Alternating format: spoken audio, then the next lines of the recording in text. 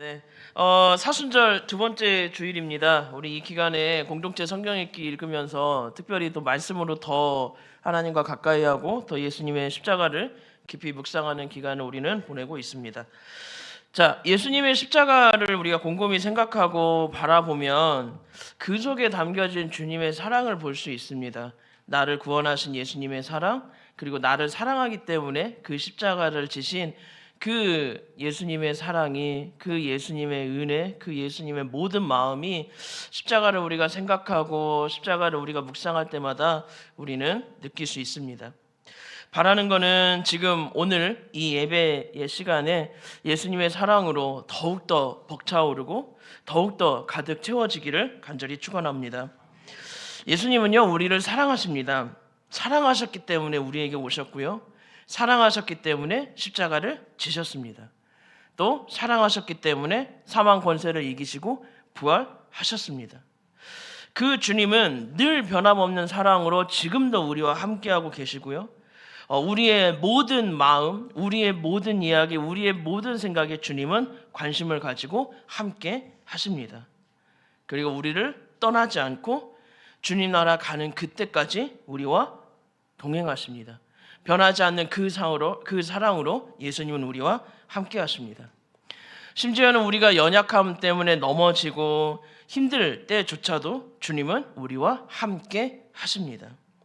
오늘 말씀에도 보면요, 우리를 너무나도 사랑하시는, 정말 우리가 너무 잘 알고 너무 잘 느끼고 있는 그 예수님의 사랑, 이 사랑의 이야기가 기록되어 있습니다. 우리 요한복음 13장 말씀을 함께 읽었었는데요, 우리 1절을 한번 다시 읽어볼까요? 6월절 전에 예수께서 자기가 세상을 떠나 아버지께로 돌아갈 때가 이른 줄 아시고 세상에 있는 자기 사람들을 사랑하시되 끝까지 사랑하시니라. 아멘. 6월절 전날 밤입니다. 이제 예수님께서 제자들과 함께하고 있는 이 저녁 식사 이후에 체포되십니다. 그 마지막 제자들과의 저녁 식사를 하는 그때에 그때의 사건을 이렇게 시작합니다. 예수님께서 자기가 세상을 떠나 아버지께로 돌아갈 때가 이른 줄 아시고 세상에 있는 자기 사람들을 사랑하시되 끝까지 사랑하시니라. 이제 예수님은 알고 계십니다. 이 마지막 저녁 식사가 끝나면 예수님께서 체포되시고 그리고 다음 날이면 예수님께서 십자가에 못 박혀 돌아가실 거라는 걸 알고 계십니다. 그 떠날 때, 그 마지막 때가 되신 걸 예수님은 아시고 이렇게 하셨습니다. 지금 세상에 있는 자기 사람들, 예수님의 제자들이죠, 예수님을 따르는 이 제자들을 사랑하셨습니다. 얼마나 사랑하셨냐면 끝까지 사랑하셨습니다. 예수님은요, 주님을 따르는 제자들인 우리 또한 사랑하십니다. 어떻게 사랑하실까요? 끝까지 사랑하십니다. 사람의 사랑은 변합니다. 사람의 사랑 중에 제일 높은 사랑, 정말 탑 오브 더 탑, 어떤 사랑일까요? 부모님의 사랑입니다. 부모의 사랑입니다. 그런데 사랑 중에 가장 큰 사랑인 부모의 사랑도 변합니다. 자식을 버리는 부모도 있고요, 또 상처와 방치로 내팽기치는 그런 부모도 많습니다. 그리고 사랑에도 완전한 사랑을 주지 못하는 게 부모의 사랑입니다. 왜냐하면 인간이다 보니까 연약함과 한계가 있어서 완전한 사랑을 주지는 못합니다. 하지만 예수님의 사랑은 다릅니다. 예수님은 우리를 끝까지 사랑하십니다. 이사야 49장 15절을 보면 우리를 향하신 하나님의 사랑, 우리를 향하신 그 예수님의 사랑이 얼마나 진한지, 얼마나 큰지를 알 수 있습니다. 함께 읽어볼까요? 여인이 어찌 그 젖먹는 자식을 잊겠으며 자기 태에서 난 아들을 긍휼히 여기지 않겠느냐. 그들은 혹시 잊을지라도 나는 너를 잊지 아니할 것이라. 아멘. 부모가 어떻게 자식을 사랑하지 않을 수 있겠어요? 부모가 어떻게 자식을 잊겠습니까? 그런데 설사 부모가 자녀를 잃어도, 자녀를 잊어버려도, 자녀를 사랑하지 못하더라도 하나님은 끝까지 우리를 사랑하십니다. 예수님의 이 제자들을 얼마나 사랑하셨는지, 그리고 오늘날 예수님의 제자인 우리를 주님은 얼마나 사랑하시는지 오늘 말씀에 일어나는 이 사건을 통해서 우리는 알 수 있습니다. 그러려면 이 사건의 배경을 알아야 됩니다. 왜 예수님께서 이걸 하셨을까? 이 사건의 배경을 우리가 먼저 알아야 되는데요. 같은 사건을 기록하고 있는 누가복음 말씀에 보면 이런 기록이 있습니다. 누가복음 22장 24절 한번 함께 볼까요? 또 그들 사이에 그중 누가 크냐 하는 다툼이 난지라. 제자들 사이에서 다툼이 일어났습니다. 그리고 그 다툼의 주제가 뭐였을까요? 누가 크냐? 자존심 싸움입니다. 내가 더 낫다. 내가 너보다는 낫다. 내가 맞아. 내가 하는 말이 맞아. 내가 옳아. 너 그거 아니야. 너 틀렸어. 이런 자존심 싸움이 제자들 사이에서 일어납니다. 그리고 이것이 과열되어서 다툼으로 번집니다. 얼마 되지도 않는 12명, 얼마 안 되잖아요, 정말. 이 12명 사이에서 서로 자신이 낫다고, 내가 낫다고, 자신이 옳다고 한치의 양보도 없는 다툼이 일어납니다. 그리고 이런 말만 반복하면서 다투었을까요? 성경에는 나와 있지는 않지만 내가 맞아, 내가 옳아. 근데 이래도 상대방이 내 말을 듣지 않으면 어떻게 되죠? 감정이 실립니다. 그럼 감정이 실리면 어떻게 됩니까? 상대방을 무시하는 말. 상대방의 마음에 생채기를 내는 말을 서슴없이 합니다. 아마 언성도 높아졌을 겁니다. 이래도 서로 이 팽배한 주장이 그치지 않으면 아마 성경에는 없지만 밀치거나 어느 정도의 몸싸움이 일어났을 수도 있지 않았을까? 아니면 그 직전까지 가지 않았을까? 좀 상상을 해봅니다. 이 모습을 예수님이 있는 자리에서 지금 제자들이 싸우고 있거든요. 이 모습을 보고 있는 예수님의 마음이 어떤 마음이셨을까요? 사랑하는 제자들이 상대방을 무시하고 서로 무시하고 나를 세우면서 그렇게 다투는 이 모습을 보는 주님의 마음이 어떤 마음이셨을까요? 그것도 예수님이 함께 계신 그 자리에서. 이걸 우리가 이해해 보려면 이때 예수님의 마음이, 예수님의 심정이 어떤 마음이셨을까를 보려면 자녀들이 싸울 때 어떤 마음이세요? 사랑하는 자녀들이 싸울 때 우리 부모님들 어떤 마음이십니까? 마음이 굉장히 아프죠. 그렇죠? 누구 하나 어렸을 때 누구 하나 싸워서 한쪽이 울고 있으면 그 중간에서 중재를 하는 부모님의 마음이 굉장히 아픕니다. 그리고 더 심하면 이 싸움과 갈등이 커서 나중에 성장해서 커지게 되면 서로 얼굴도 안 보는 이런 사이가 되기도 합니다. 왕래도 안 하고요. 그러면 그 부모님의 마음, 그걸 보는 부모님의 마음이 어떨까요? 아픔과 그리고 그걸 넘어 한으로 남습니다. 예수님도 마찬가지셨을 거예요. 내가 잘났다고 서로 다투고 언성을 높이는 이 제자들의 모습을 보면서 예수님의 마음도 굉장히 아프셨을 겁니다. 특히 예수님은 이제 제자들을 떠나 십자가를 향하고 계십니다. 당장 오늘 이 저녁 식사가 끝나면 예수님은 체포되십니다. 그리고 예수님은 이거 알고 계세요. 다음날 이제 십자가를 지십니다. 이제 하나님께로 돌아갈 때가 되었는데 예수님께서 짊어지셔야 되는 그 십자가를 짊어질 때가 되었는데 두고 가는 제자들만 생각하면 참 마음이 아프셨을 텐데 얘네들 이거 잘 견딜 수 있을까? 그 잠깐 동안 잘 버틸 수 있을까? 측은하고 정말 짠한 마음이었을 텐데 제자들은 이런 예수님의 마음을 헤아리지 못하고요. 서로 다투고 갈라지고 있습니다.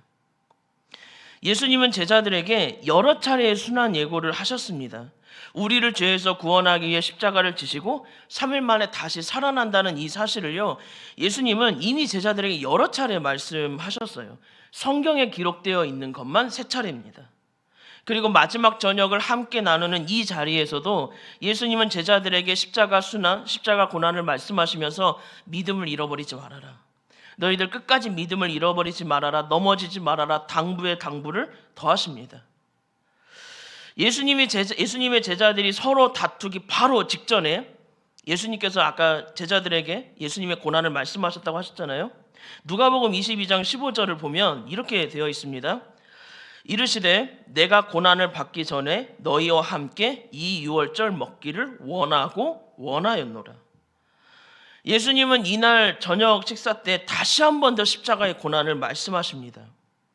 이 분위기 속에서 아마 제자들은 심상치 않음을 느꼈을 거예요. 그거를 감지했을 거예요. 예수님 왜 그러시지? 왜 그러시지? 이런 마음들이, 그래서 무슨 일이 있나? 있었을 겁니다. 이런 생각들이 있었을 거예요.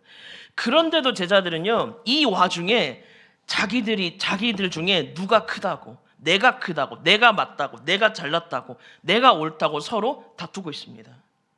예수님은 지금 십자가를 향해 가고 계시는데요, 제자들은 그런 예수님의 마음은 안중에도 없습니다. 그저 서로 자존심 싸움만 합니다. 서로 다투기만 합니다. 방금 전에도 지금 예수님이 십자가의 수나 십자가의 고난을 말씀하셨잖아요. 그런데도 깨닫지 못하고 자신들의 이야기만 합니다. 자기가 하고 싶은 이야기들만 합니다. 예수님의 마음을 조금도 헤아리질 못합니다. 지금 예수님이 어떤 마음이실지, 당장 이 저녁 식사가 끝나면 체포되실 그 예수님의 마음은 어떤 마음이실지, 십자가를 향해 가시면서 제자들을 잠시 홀로 두셔야 되는 그 마음이 어떤 마음이실지 전혀 헤아리지도 못하고 관심도 없습니다. 십자가를 지시기 전에 예수님은 정말 힘든 시간을 보내시거든요. 겟세마네 동산에서 예수님께서 기도하시는 내용을 보면 예수님이 이때 당시 마음이 얼마나 처절하셨고 얼마나 힘든 마음이셨는지를 우리 성경을 통해서 보면 알 수 있습니다. 그런데도 예수님의 제자들은 이런 예수님의 마음을 조금도 헤아리질 못합니다.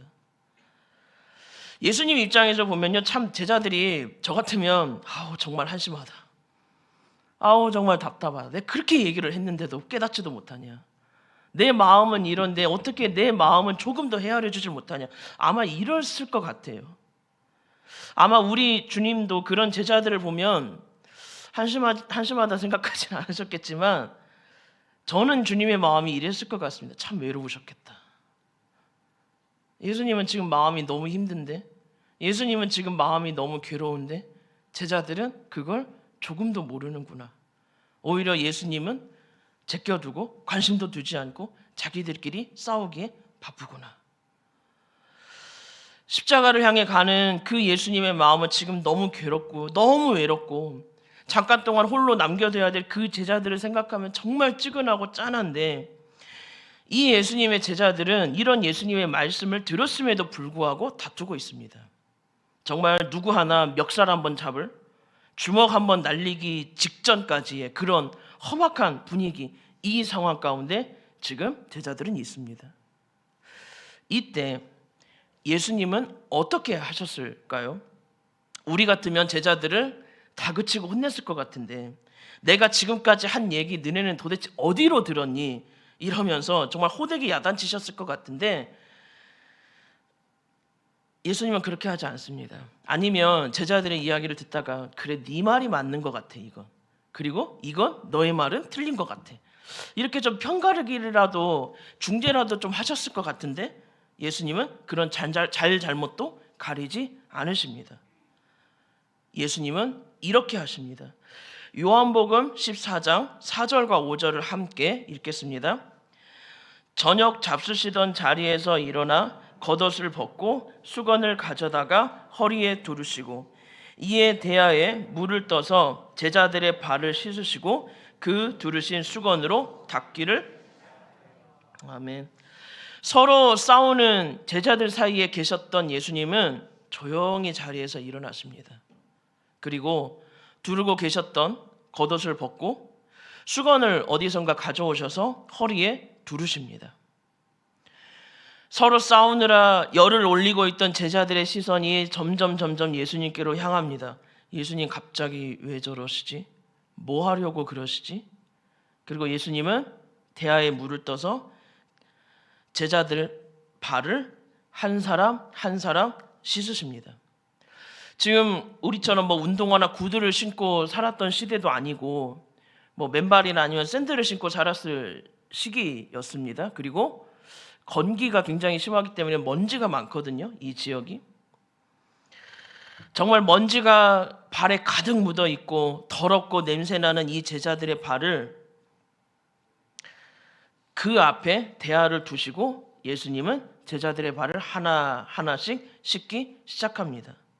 발 하나하나의 정성을 담아 깨끗이 씻으시고 허리에 두르신 수건으로 닦으십니다. 이렇게 모두 12명의 제자들의 발을 다 씻으십니다. 서로 열을 올리며 험악한 분위기로 싸우던 제자들은 일순간에 숙연해집니다. 왜냐하면 이때 당시 예수님이 하셨던 이 모습, 이 행동은 그 집의 노예나 종들이 했던 일이었기 때문이었습니다. 그래서 그랬을까요? 제자들은 어떻게 할 줄 몰라 합니다. 베드로의 반응이 성경에 기록되어 있는데 6절을 보면 이렇게 이야기하거든요. 주여, 주께서 제 발을 씻으십니까? 주님 도대체 왜 그러십니까? 왜 제 발을 씻기시려고 하십니까? 몸둘 바를 모르며 질문합니다. 이 베드로의 반응을 보면 제자들의 발을 씻기시는 그 예수님에 대해 제자들이 어떻게 반응했을지, 그리고 그 분위기가 어떠했을지 우리는 알 수 있습니다. 스승인 그리고 하나님의 아들이신 예수님께서 자신의 발 아래에서 대야를 놓고 발을 씻기려면 양반 자세로 할 수가 없겠죠? 최소 한쪽 이상은 무릎을 꿇었을 겁니다. 한쪽 무릎을 꿇었거나 두 무릎을 꿇었거나, 아무튼 예수님은 제자들 앞에서 무릎을 꿇으셨을 겁니다. 그렇게 무릎을 꿇고 발을 씻고 계시니, 예수님이 이렇게 발을 씻고 계시니 제자들은 놀람을 넘어서 그야말로 숙연해 줄 수밖에 없었습니다. 이렇게 모든 제자들의 발을 씻기신 예수님은 그들에게 잔잔하고 그리고 인자한 목소리로 이렇게 말씀하십니다. 요한복음 13장 14절과 15절입니다. 내가 주와 또는 선생이 되어 너희 발을 씻었으니 너희도 서로 발을 씻어주는 것이 옳으니라. 내가 너희에게 행한 것 같이 너희도 행하게 하려 하여 본을 보였노라. 아멘. 예수님은 제자들에게 내가 하나님이자 너희의 스승이지만 너희 발을 내가 씻겨준 것처럼, 너희 앞에서 내가 낮아져서 너희를 섬겨주고 사랑해주고 이해해준 것처럼 너희도 서로 발을 씻겨주는 게 옳다. 너희도 서로 그렇게 사랑하고 섬겨주고 이해하는 것이 옳다고 예수님은 말씀하십니다. 예수님은 우리를 사랑하시기 때문에 우리를 섬겨주기 위해 종과 같은 모습으로 낮아지셨습니다. 노예와 같은 모습으로 낮아지셨습니다. 그리고 그 낮아짐의 하이라이트, 그 낮아짐의 정점은 십자가입니다. 예수님은 십자가에서 정말 이 세상에서 온 우주 만물에서 가장 낮아질 수 있는 그 자리까지 낮아지셨습니다. 그렇게 낮은 모습으로 우리를 사랑하셨고 우리를 섬겨주셨습니다. 그리고 그 예수님이 우리에게 말씀하셨습니다. 내가 너희를 이렇게 사랑했으니, 내가 너희를 이렇게 섬겼으니 너희 또한 서로 사랑하고 서로 섬겨주어라. 예수님의 사랑을 받은 사람은 사랑을 줄 수밖에 없습니다.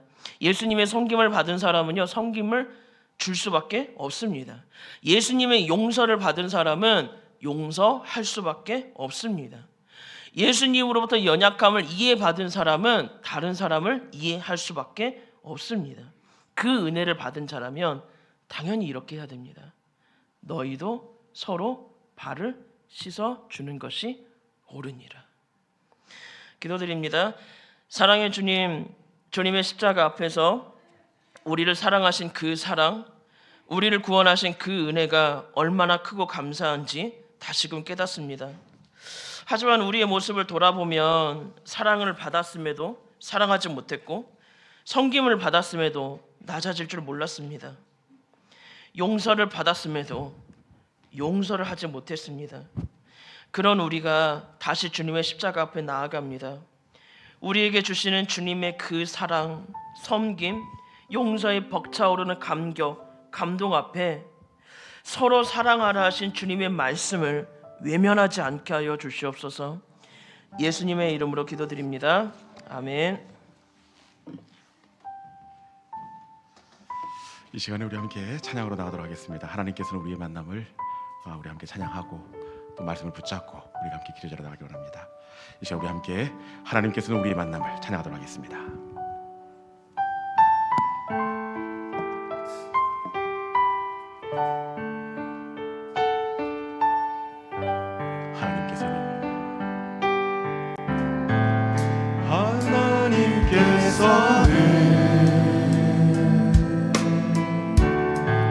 우리의 만남을 계획해 놓으셨네. 우린 하나 되어 어디든 가리라. 주 위에서라면 무엇이든 하리라.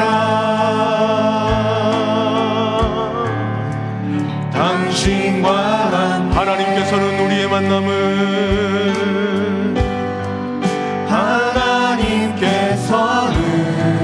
하나님께서는 우리의 만남을 계획해 놓으셨네. 우린 하나 되어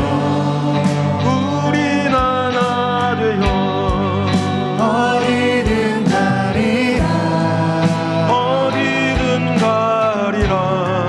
주 위에서라면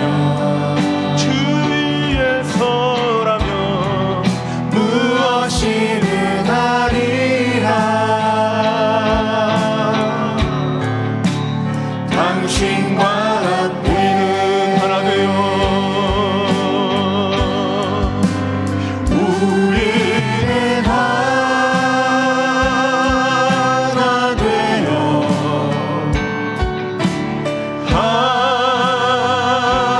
함께 걷네. 하늘 아버지 사랑 안에서 우리는 기다리며 우리는 기다리며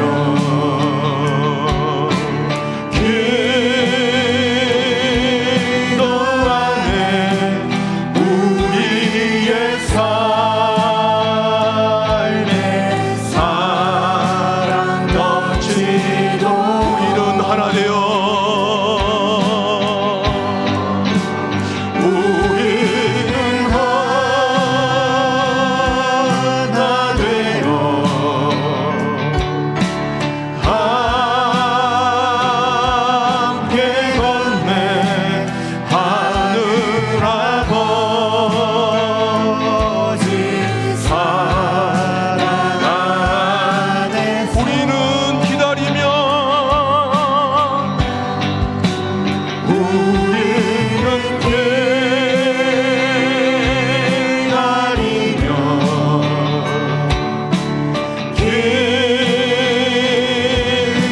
기도하네. 우리의 삶